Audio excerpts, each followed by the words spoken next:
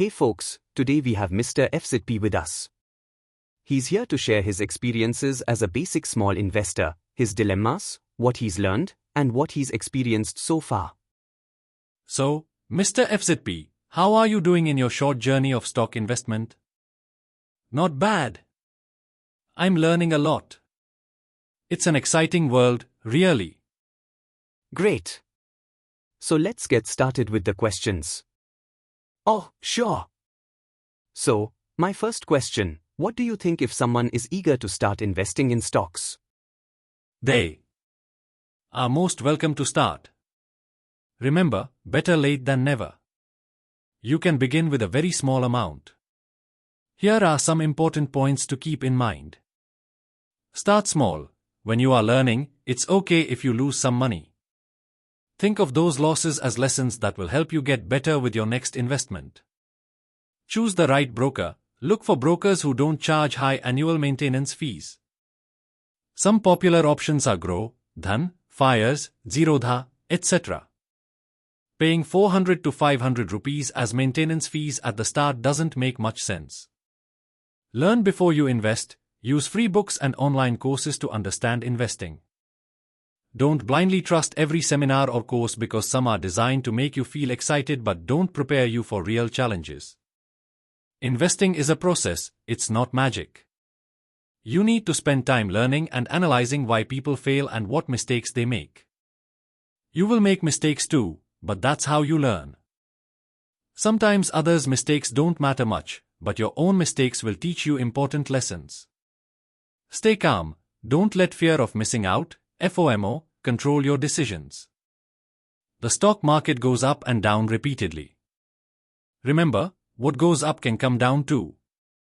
That's a fantastic answer, Mr. FZP. I really appreciate how you highlighted the importance of starting small, choosing the right broker, and learning before jumping in. Your advice about treating early losses as learning experiences and staying calm in the face of market ups and downs is something every new investor should remember. Now, moving on, many beginners face challenges when they start investing. In your experience, what have been some of the biggest hurdles or difficulties you've encountered as a new investor? So question is, what challenges do people face when starting to invest in stocks? One of the biggest challenges is learning to be patient. Patience is the most important skill you need to succeed in the stock market. Practicing patience, especially in investing, is like building muscle. It takes regular effort and the right exercises. Here are some simple and practical ways to develop patience, both for investing and in daily life.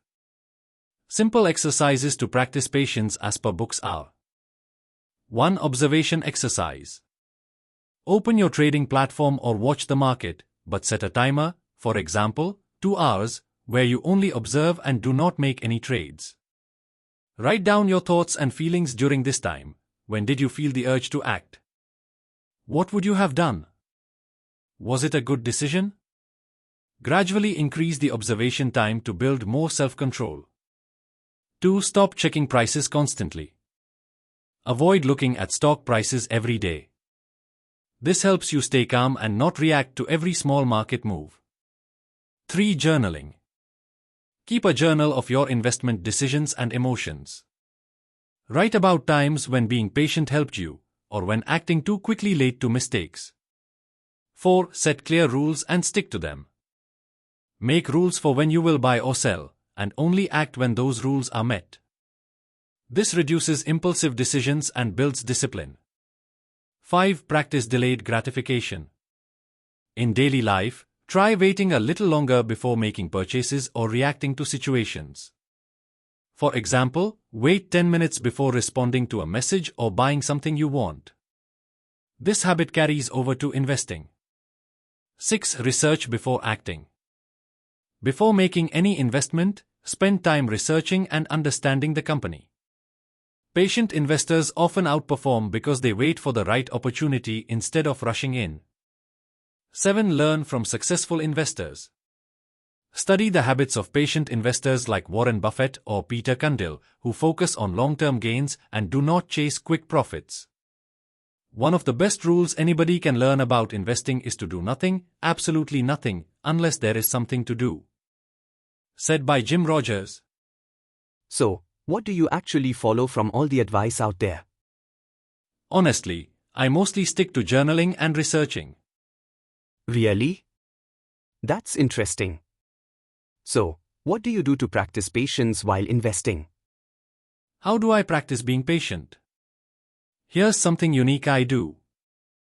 I take a blank white page and put a black dot in the middle. I stick it on the wall and stare at the dot. At first, I did this for 5 minutes without looking away. Then I increased the time to 10 minutes. Now I am practicing for 15 minutes, and my goal is to reach 45 minutes. It's not easy, but I'm getting better with practice. Another trick I use is with baked grams, chickpeas, with the skin on. I take 1 gram, peel off the dry skin, and split it into 2 halves. I eat 1 half first, and only after finishing it, I eat the second half. This helps me slow down and practice patience in small ways. Wow, that's really fascinating, Mr. Patwi. I've never heard of those techniques before. Staring at a black dot and using chickpeas to practice patience, those are such creative ways to train your mind to slow down. It just goes to show that building patience isn't only about investing, it's about making small changes in your daily habits too. I love how intentional you are with your practice. Do you feel these exercises have actually helped you stay calm and patient when the stock market gets unpredictable? Honestly speaking, 80% of time. But everyone feels scared, everyone's throat goes dry, everyone feels nervous. Because we are humans. What are the other challenges that affect small investors? Let's take a detailed look at what brokerage charges and DP, depository participant, charges are, and how these costs affect your stock market investments later on. When you buy or sell stocks in India, there are several charges involved, primarily brokerage and DP, depository participant, charges. Brokerage charges. What is it? Brokerage is the fee charged by your stockbroker for executing buy or sell transactions on your behalf. How is it charged? Brokerage can be a percentage of the trade value, example 0.03% of the transaction amount. A flat fee per trade, example 20 rupee per order. The exact rate depends on your broker and the type of brokerage plan you choose. When is it charged? Brokerage is charged on both buying and selling of stocks. For example, if you buy shares, you pay brokerage. When you sell those shares, you pay brokerage again. DP, depository participant, charges. What is it? DP charges are fees levied by the depository participant, the entity managing your Demat account, for facilitating the transfer of shares from your Demat account when you sell them. How is it charged? DP charges are typically a fixed fee per sell transaction, regardless of the number of shares sold. For example, it might be around 18 rupees and 25 paise plus GST. It come to 21.54 in Groww platform which I use. Per stock per day. If you sell shares of multiple companies on the same day, you pay this charge for each company's shares you sell. That means if I sell shares of 2 different companies on the same day, I have to pay these charges twice. Yes. You got it correct. When is it charged? DP charges apply only on sell transactions, when shares move out of your Demat account. They are not charged when you buy shares. Oh! Surprisingly, even small brokerage and DP charges can quietly chip away at the gains of small investors, making it crucial to be aware of these costs from the very start. What you means? Yes. So when you buy share, what factor you apply to crubs those brokerage and DP charges? At least more than 135 to 140 rupees profit per company stock investment. Why are you so specific of that 145 to 140 rupee figures for per company share? Can you shed light on it? Let me explain with a simple example. This stock is just for understanding, not a recommendation. Suppose you buy 8 shares of IGL, Indraprasth Gas Ltd, at 170 rupees each. After including brokerage and other charges, your buying price becomes about 171.35 rupees per share. If the price goes up to 193.35 rupees and you sell, your profit per share is 22 rupees. 193.35 sell price minus purchase price 171.35. For 8 shares, that's 160 rupees. But you also have to pay brokerage and DP charges, which are about 24 rupees in total. So, your real profit is 176 minus 24 equals 152 rupees. This is general explaining to understand how charges are applied. This example shows how charges are applied and why it's important to aim for a selling price that leaves you with a reasonable profit after all fees, so you have enough to reinvest. If your total profit is only 75 rupees, after charges you'd be left with just 51 rupees. In this case, the charges take away a much larger portion of your profit, about 32%. So, when your profit is small, brokerage and DP charges have a bigger impact. If your profit is higher, these charges don't hurt as much. That's why aiming for at least 135 rupee to 140 rupee profit makes sense. You get a better return after all the fees. Wow, that was a fantastic breakdown of brokerage and DP charges. Let's bring those numbers to life. Imagine every time you buy or sell a stock, it's like entering a bustling marketplace. Your broker is the gatekeeper, collecting a small fee for every deal you make. But wait, there's more. When you finally decide to sell and those shares leave your digital vault, the DP steps in for their share too. Let's make this even clearer. Every trade, brokerage fee pops up. Every sell, DP charge flashes in. This isn't just about numbers, it's the real cost of playing in the stock market arena. And now, with this knowledge, you're not just an investor, you're a savvy market player, ready to make smarter moves. Who's excited to take on the market with this newfound clarity? Now what is other challenge? That is FDs and stock investments. Everyone loves fixed deposits, FDs, because they feel like a warm, secure blanket.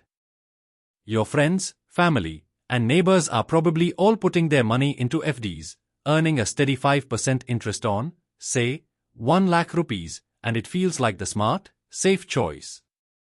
But here's the catch, inflation is like that annoying friend who keeps borrowing from you without you noticing. Right now in India, inflation's around 3.2%, which means your FD's 5% return is really only giving you about 1.8% more purchasing power. It is much higher, but for example we took these figures, that's barely keeping up with rising prices. Now, stocks. They're like the wild cousin who shows up with crazy stories and big dreams. They're riskier, sure, and the ups and downs can make your stomach churn. But over the long haul, stocks have a real shot at outrunning inflation and growing your money in a way FDs can't. By just following the FD crowd, you might be playing it too safe, missing out on better returns and letting inflation eat away at your savings. Do you have better and safer choice in stock investment for these FDs herd mentality crowd? Yes. There are some good options for beginners. You can look at REITs, real estate investment trusts, and INVITs, infrastructure investment trusts. These types of investments can give you more confidence because REITs pay out at least 90% of their income as dividends. INVITs share regular cash flows from assets like toll roads or power lines. Both usually give investors steady returns, often every 3 months. Here are some examples of real estate investment trusts and infrastructure investment trusts you can find on the stock market. Name: Power Grid Infrastructure Investment Trust, IRB Inventory IT Fund, Embassy Office Parks Real Estate Investment Trusts, Bharat Highways Inventory IT, Mindspace Business Parks Real Estate Investment Trusts, Brookfield India Real Estate Trust, India Grid Trust, Nexus Select Trust. If you invest in these when their prices are low, and if the price dips by 6-7% twice a year and then goes up by 7-8%, you could make a profit of 4-5% each time. Plus, if you get 3-4% dividends every 3 months, you could earn more than 11% in a year. This is usually better than what you get from bank FDs. They pay out every 3 months. That's great. Yes. Before I forget, let's talk about trading and Demat accounts also. Now, you might be thinking, is this really a big challenge? Well, not exactly. It's more about making your life easier by keeping things organized. What does that mean? When you start investing or trading in stocks, you have to open a Demat account. That's just how it works. The thing is, the bank account you link to your Demat account can quickly get messy. Think about it. We are all using apps like GPay, PhonePe, Amazon Pay, and more. All those payments and transfers fill up your bank statement with tons of entries. So, when you try to track your investments, it can feel like searching for a needle in a haystack. What's your suggestion plus some simple tip? Open a separate bank account just for your investments. Link that account to your Demat account. Now, whenever you want to review your investments, you'll see only those transactions, no grocery payments, no online shopping, just your investment activity. It makes tracking and analyzing your portfolio so much easier.